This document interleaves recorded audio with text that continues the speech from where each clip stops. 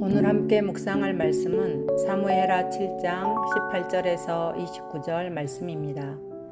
하나님께서는 나단 선지자를 통해 다윗의 성전 건축을 허락하진 않으셨지만 대신 다윗의 후손들을 하나님의 자녀 삼아 그의 왕조를 영원히 견고히 하시겠다는 놀라운 약속을 주셨습니다. 이 은혜의 언약에 감사하며 다윗은 하나님께 나아가 기도합니다. 18절 다윗 왕이 여호와 앞에 들어가 앉아서 이르되 주 여호와여 나는 누구이오며 내 집은 무엇이기에 나를 여기까지 이르게 하셨나이까. 그는 여호와의 궤 앞에 들어가 앉았습니다. 히브리 문학에서 앉았다는 표현은 자신의 생각과 계획을 내려놓고 하나님의 말씀을 깊이 경청하며 머무르는 태도를 의미합니다. 다윗은 이렇게 왕의 자리에서 내려와 목동이었던 자신을 지금까지 인도하시어 이스라엘 왕으로 삼으신 하나님의 은혜를 돌아보며 내가 누구이기에 이런 은혜를 주십니까? 라고 고백합니다. 19절 주 여호와여 주께서 이것을 오히려 적게 여기시고 또 종의 집에 있을 먼 장래의 일까지도 말씀하셨나이다. 주 여호와여 이것이 사람의 법이니이다. 다윗은 자신이 왕이 된 것만으로도 기적 같은 은혜인데 하나님께서는 그것을 작게 여기시고 그의 후손들을 통해 이루어질 영원한 약속까지 더해 주셨음에 감사해야 합니다. 그는 이것이 사람의 법이니이다 라고 고백하며 하나님께서 자신의 연약함과 부족함을 모두 아시면서도 인간의 상식을 뛰어넘는 그 한없는 은혜와 사랑과 신실하심으로 자신을 인도하셨다 찬양합니다. 그리고 그 형용할 수 없는 큰 은혜 앞에 잠잠히 잠깁니다.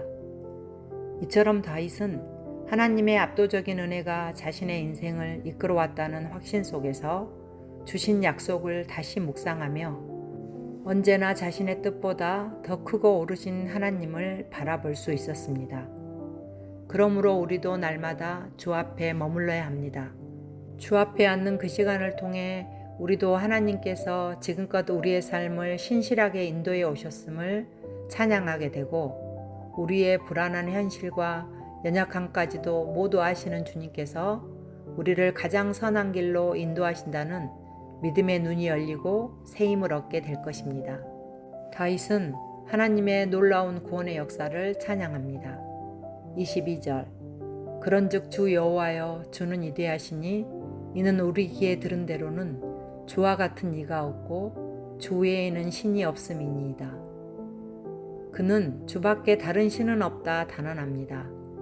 이는 하나님께서 이스라엘을 애국과 여러 열방의 압제에서 구원하셔서 언약 백성 삼으시고 한 나라로 세우심으로써 오직 하나님만이 참된 신이심을 온 세상에 드러내셨기 때문입니다. 우리 또한 하나님의 자녀로서 세상을 이기며 존귀한 삶을 살 수 있는 이유는 하나님께서 그리스도의 핏값으로 우리를 구속하시고 자기 백성으로 삼으셨기 때문입니다. 그러므로 그 구원의 은혜를 아는 사람은 어떤 환경에 있든지 주와 같은 분은 없다 고백할 수 있습니다. 그 유일하신 참 하나님께서 우리를 자기 자녀 삼으셨기에 우리 삶을 둘러싼 모든 악의 세력을 친히 무너뜨리시고 우리를 복된 길로 인도하실 것이기 때문입니다. 다윗은 자기 백성에게 헌신하신 하나님을 깊이 묵상한 뒤에 이제 자기에게 주신 큰 언약의 말씀을 반드시 이루어 주시기를 간구합니다. 28절 주 여호와여 오직 주는 하나님이시며 주의 말씀들이 참되시니이다. 주께서 이 좋은 것을 주의 종에게 말씀하셨사오니 이제 청하건대 종의 집에 복을 주사 주 앞에 영원히 있게 하옵소서. 주 여호와께서 말씀하셨사오니 주의 종의 집이 영원히 복을 받게 하옵소서 하니라. 다윗은 주님의 말씀은 참되시니 주님의 말씀대로 이루어져 주님의 말씀대로 영원한 복을 받게 해달라 간구했습니다.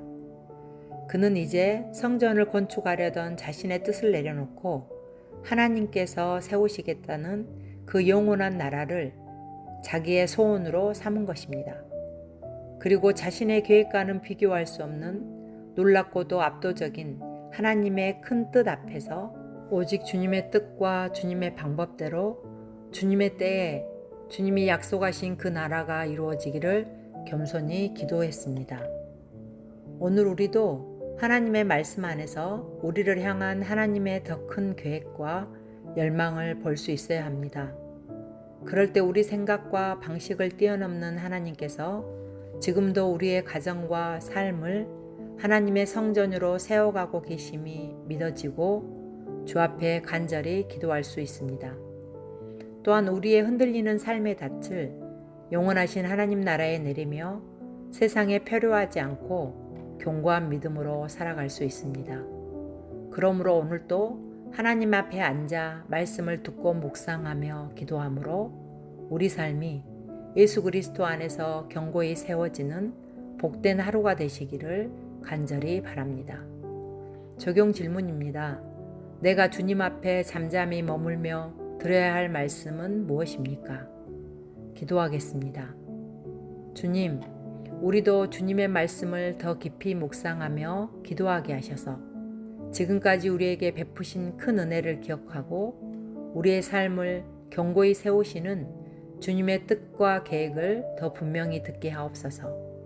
그래서 흔들리는 세상의 일들에 소망을 두지 않고 우리 인생의 닻을 말씀에 깊이 내리게 하셔서 주님의 집으로 세워지는 영원한 복을 누리는 삶이 되게 하옵소서. 예수님 이름으로 기도합니다. 아멘.